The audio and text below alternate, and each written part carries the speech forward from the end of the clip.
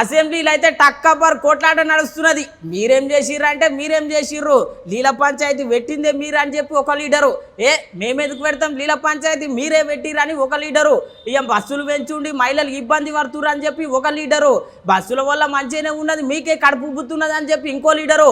ఇగో ఇట్లా రసవత్తరంగా కొనసాగుతూ ఉన్నది అసెంబ్లీ. పొద్దుగల్లడిసంది ఇప్పటిదాకా ఏమేమి నడిచింది, ఎవరెవరు ఏమేమి తిట్టుకున్నారు చూద్దాం పండి. ఇవాళ అసెంబ్లీ సమావేశాలు టక్కబర్ నడిచినాయుల్లో. మీరేం చేసిర్రు అంటే మీరేం చేసిర్రు అని చెప్పి ఇరు పార్టీలు మస్తు కొట్లాడిర్రు. ఎగిరి దుంకుడు ఒకటే తక్కువ, గా తిర్లలొల్లి నడిచింది. మొదలు బీఆర్ఎస్ పార్టీ లీడర్లందరూ ఆటోలలో వచ్చిర్రు అసెంబ్లీకి.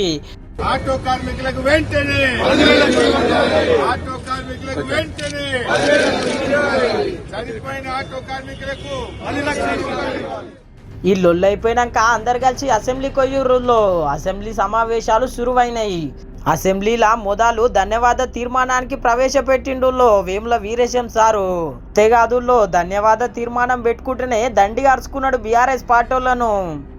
గవర్నర్ గారి స్పీచ్కి ధన్యవాదాలు చెప్పేటువంటి అవకాశం ఇచ్చినందుకు మీ ద్వారా గౌరవ ముఖ్యమంత్రి గారికి, గౌరవ శాసనసభ వ్యవహారాల శాఖ మంత్రి శ్రీధర్ బాబు గారికి కృతజ్ఞత తెలియజేస్తూ, గవర్నర్ గారి మాటల్లోనే కాళోజీ గారు అన్నట్టుగా అధికారం ఉన్నదని అద్దుపద్దు లేక అన్యాయ మార్గాలను అర్జింప సూచన అచ్చి వచ్చే రోజులు అంతమైనాయి, అచ్చి వచ్చే రోజులు అంతమైనాయి అని చెప్పేసి,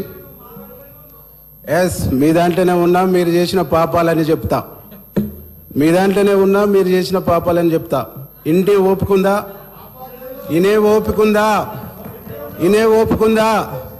మనిషిగా చూడలేనటువంటి మిమ్మల్ని వదిలిపెట్టి ఆదరించే కాంగ్రెస్కి వచ్చినాను. అవమానించబడ్డ మీకా నుంచి ఆదరించే కాంగ్రెస్ పార్టీకి వచ్చిన అధ్యక్ష, నన్ను గెలకొద్దు, మిమ్మల్ని గెలికించుకోవద్దు అని చెప్పేసి ఈ సందర్భంగా తెలియజేస్తున్నా అధ్యక్ష. నరగదుల్లో బీఆర్ఎస్ పార్టీల మీద వేముల వీరేశం సార్కు బాగానే కోపం ఉన్నట్టున్నది.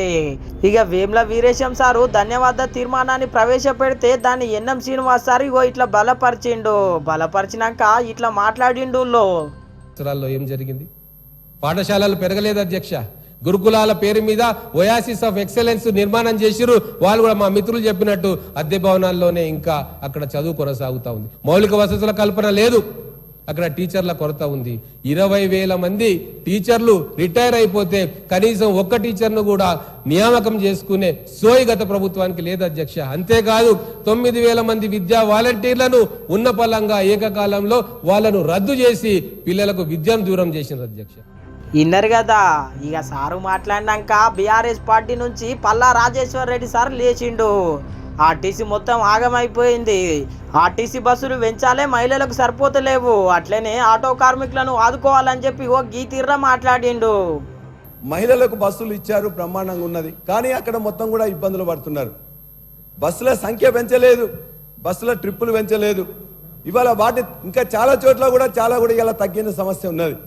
చాలా ఇబ్బందులు పడుతున్నారు. కావాలంటే వాళ్ళన్నిటి కూడా ఇంకా పెంచాల్సిన అవసరం ఉన్నది. దాన్ని పెంచడానికి ఏం చర్యలు తీసుకుంటున్నామో అది చూపించండి, చెప్పండి. ఇవాళ నిన్నటి వరకు 21 మంది ఆటో డ్రైవర్లు ఆత్మహత్య చేసుకున్నారు. ఏ మహిళలకైతే ఉచితంగా మీరు ప్రయాణం చేయాలని చెప్పేసి ఒక గొప్ప వరం ఇచ్చారని చెప్పి మీరు భావిస్తున్నారో, ఈ యొక్క 21 మంది డ్రైవర్ల యొక్క భార్యలకు కూడా మీరు ఖచ్చితంగా ఎక్స్గ్రేషియా 20 లక్షల రూపాయలు ఎక్స్గ్రేషియా చేయాలని చెప్పేసి వారి తరఫున కోరుతున్నా అధ్యక్ష. ఇన్నర్గదుల్లో పల్లాసార్ మాటలకు దండి గరుచుకున్నాడు రవాణా శాఖ మంత్రి పొన్నం ప్రభాకర్ సారు. ఏమన్నాడో ఒకసారి ఇనుండ్రి. అధ్యక్ష, వారింకా పల్లా రాజేశ్వర రెడ్డి గారు గౌరవ సభ్యులు, అధికారంలో ఉన్నాము, మేము ఏం చెప్తే మీరు వినాలి అనేటువంటి సైకాలజీ ఫీలింగ్ లో ఆ పక్షాన్ని దయచేసి మార్చుకోండి, మైండ్ సెట్ మార్చుకోండి, మైండ్ సెట్ మార్చుకోవాల్సిన అవసరం ఉంది. అలా నిన్నటి దాకా 10 ఏళ్ళ అధికారంలో ఉన్న వీళ్ళు ఆర్టీసీకి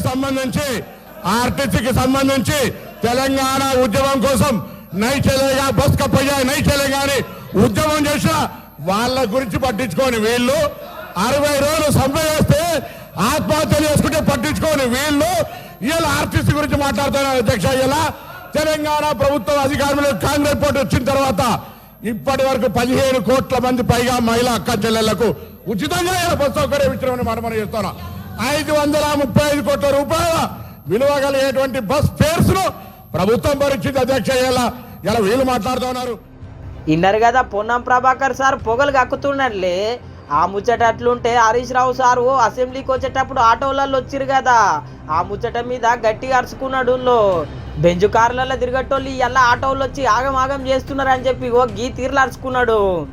ఇలా దయ్యాలు వేయాలి వాళ్ళు ఇచ్చినట్టు పెద్ద పెద్ద దొరలు ఆటోలు వస్తా ఉన్నారు. ఎన్నడూ బెంజి కార్లు దిగిన వాళ్ళు ఆటోలో వస్తున్నారు. ఆటో కార్మికులను అవమానపరుస్తా ఉన్నారు. ఆటో కార్మికులు కూడా తెలంగాణ బిడ్డలు, తెలంగాణ కోసం ఉద్యమించారు. అహంకార ఫ్యూడల్స్ ఆటోలు వస్తా ఉన్నారు.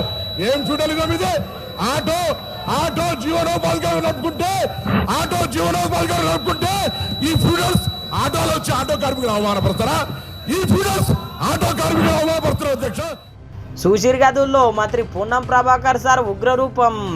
అటెన్కా సిపిఐ లీడర్ మాట్లాడి జే హే తెలంగాణ అందశ్రీని యాద్ చేసుకున్నాడు. ఒకసారి ఇన్నుండ్రి. జయ హే తెలంగాణ జనని జయకేతనం. అందశ్రీ గారు ఆయన ఏం చదువుకోలేదు, కానీ ఒక పేదవాడి కుటుంబంలో పుట్టాడు. అంటే భావం ఉంటే, మట్టి పైన ప్రేమ ఉంటే, మనిషి పైన ప్రేమ ఉంటే, చెమట పైన ప్రేమ ఉంటే ఆయన ఒక కవి కాదు మహాకవి అవుతాడు అనేది అందశ్రీ ద్వారా రుజువు అయింది.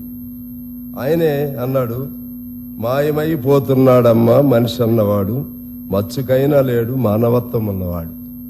ఎంత గొప్ప తాత్వికత అందులో ఉంది. సార్ చెప్పింది నిజమే. అందశ్రీ గొప్ప రచయిత, మన తెలంగాణ గడ్డల పుట్టిన పులి బిడ్డ. నిజంగా తెలంగాణకు ఇప్పుడు అసలైనటువంటి మన రాష్ట్రానికి అసలైన తెలంగాణకు, తెలంగాణ తనానికి, తెలంగాణ భాషకు, తెలంగాణ మాటకు, తెలంగాణ యాసకు అసలైన స్వేచ్ఛ స్వాతంత్రం కలిగాయని నేను భావిస్తూ ఈ సందర్భంగా మన ముఖ్యమంత్రి గారిని, ఆయన మంత్రివర్గాన్ని మనస్ఫూర్తిగా అభినందిస్తా ఉన్నాను. ఈ ముచ్చటిట్లుంటే మాజీ speaker Pocharam Srinivas sir BJP BRS ఒకటే అంటున్నారు. ఇదేం పద్ధతి అని చెప్పి ఈ తీర్ల ప్రశ్నించిండు. బీజేపీ మాకు ఫ్రెండ్లీ పార్టీ అని ఇది ఖండిస్తున్నాను. మాకు రెండు పార్టీలు ఎంఐఎం పార్టీ అన్న సంగతి తెలుసు, కానీ మాకు బీజేపీ ఫ్రెండ్లీ పార్టీ అని తెలియదు. దాన్ని ఖండిస్తున్నాం. దయచేసి ఆ రికార్డును తొలగించండి.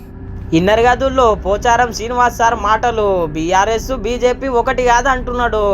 ఇదే ముచ్చట మీద రేవంత్ రెడ్డి సార్ సమాధానం ఇచ్చిండు. మరి ఏం చెప్పిండో ఇనుండ్రి. ఇప్పుడు పెద్దలు శ్రీనివాస్ రెడ్డి గారిని నేను అడుగుతున్నా, మీకు ఎలాంటి సంబంధాలు లేకపోతే, అనుబంధం లేకపోతే, ఆయన అనుమతితోనే మీరు నిర్ణయాలు తీసుకోకపోతే మీ పార్టీ అంతర్గత వ్యవహార ముఖ్యమంత్రిని మార్చుకోవడం అనేది, అట్లాంటి విషయం కూడా మోడీ గారి అనుమతిని అడిగిండ్రంటే మీ బంధం ఫెవికల్ బంధం. ఒకవేళ మీకు కేసీఆర్ గారు చెప్తుండ్రో లేదో వాస్తవాలు ఒక్కసారి ఇప్పుడు నేను చెప్పిన చరిత్రను మొత్తము వారు తెలుసుకోవాల్సిందిగా నేను కోరుతున్నా. మీకు కొన్ని చెప్తాడు, కొన్ని దాస్తాడు. కాబట్టి దాచినై మీకు ఒకవేళ ఎప్పుడైనా అనుమానం వస్తే మీరు ఎప్పుడైనా నన్ను అడగొచ్చు, స్వేచ్ఛగా వచ్చి కలవచ్చు.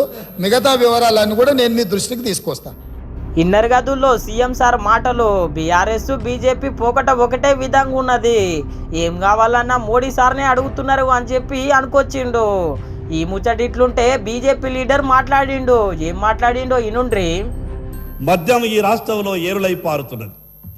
గ్రామానికి 10 బెల్ట్ షాపులు ఉన్నాయి. ప్రభుత్వమే నడిపిస్తున్నది. గత ప్రభుత్వం నడిపించింది బెల్ట్ షాపులని, ఈ ప్రభుత్వం నడిపిస్తున్నది. గతంలో ఉన్నటువంటి వాళ్ళు కూడా దానికి బాధ్యులే. ప్రస్తుతం ఉన్నటువంటి ఈ ప్రభుత్వంలో ఉన్నటువంటి పెద్దలు కూడా బాధ్యులే. ఇన్నర్ గదుల్లో బీజేపీ సార్ ముచ్చట.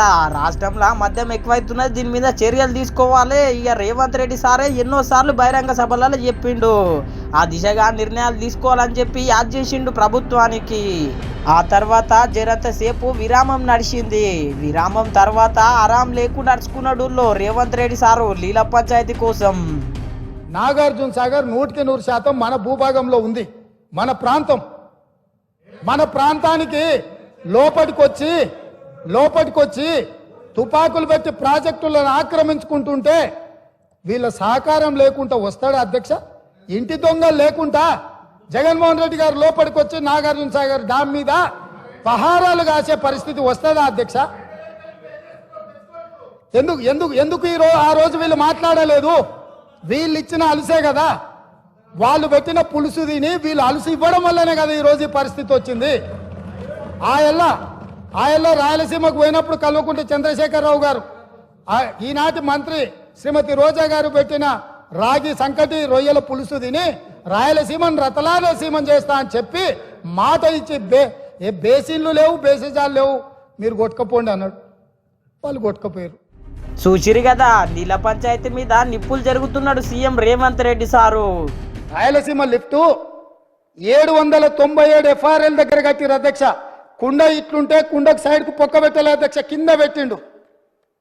కింద వీళ్ళు పిలిచి పంచపక్ష ప్రమాణాలు వీళ్ళు పెట్టిండ్రు, జగన్మోహన్ రెడ్డి వీళ్ళ కింద బొక్క పెట్టిండు అధ్యక్ష.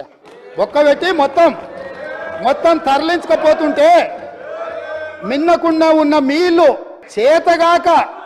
చేతగాని సన్నాసులాక ఇక్కడ ప్రభుత్వం చూస్తుంటే, ఇవాళ రాయలసీమలో ఉన్న ప్రాజెక్టుల నుంచి నీళ్లు తరలించకపోతుంటే ఎవరు అడ్డుకోవాలి అధ్యక్ష?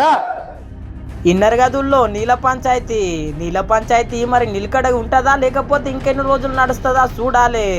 అటెన్క సీఎం అయినటువంటి రేవంత్ రెడ్డి సారు మాజీ సీఎం కేసీఆర్ సార్ను యాద్ చేసుకున్నాడు.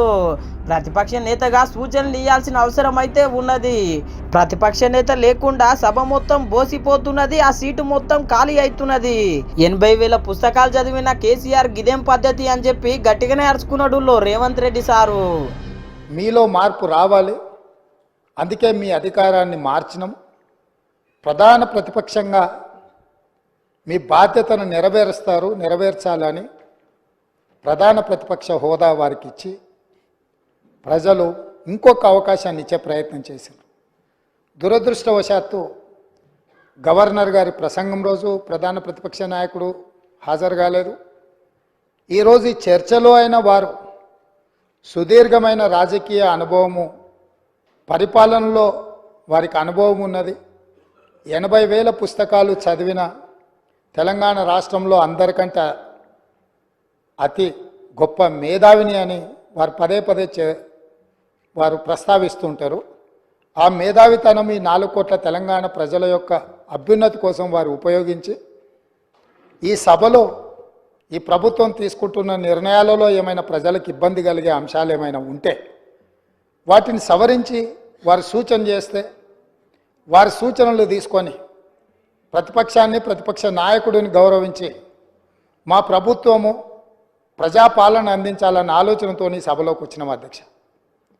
కానీ ప్రధాన ప్రతిపక్ష నాయకుడు రాకపోవడం, ఆ కుర్చీ ఖాళీగా ఉండడం ఈ సభ యొక్క గౌరవానికి మంచిది కాదని చెప్పి తమరి ద్వారా ప్రతిపక్ష నాయకుడికి సూచన చేస్తున్నారు అధ్యక్ష. ఇన్నర్ గదుల్లో రేవంత్ రెడ్డి సార్ అట్లంటే హరీష్ రావు సార్ లేచిగో ఇట్లనుకొచ్చిండు లీల పంచాయతీ మీద. 17వ తేదీ ఢిల్లీలో జరిగిన మీటింగ్ లో, కేఆర్ఎంబి మీటింగ్ లో చాలా స్పష్టంగా మీరు ఒప్పుకొని వచ్చారు. Both the states will hand over 15 prioritized component outlets of Nagarjuna Sagar project and Srisailam project to KRMB within 1 month time period. ఇది ఎందుకు ఒప్పుకొని వచ్చినారు? మరి మేము ఆ రోజు ఒప్పుకోలేదే. ఇది నా కథ కాదు, నేను చెప్తున్నది కాదు. ఇది కేంద్ర ప్రభుత్వం ఇష్యూ చేసినటువంటి మినిట్స్ నెల రోజుల్లోగా అప్పచెప్తామని మీరు చెప్పొచ్చినటువంటిది. ఇన్నర్ కదా హరీష్ రావు సార్ మాటలు, లీల పంచాయతీ కోసము అంతా మీరే చేసిరు అని చెప్పి అనబట్టే ఇట్లా ఇద్దరు లీడర్లు ఐసికి తైసి అనుకునేసరికి సభ మొత్తం ఇంకా జర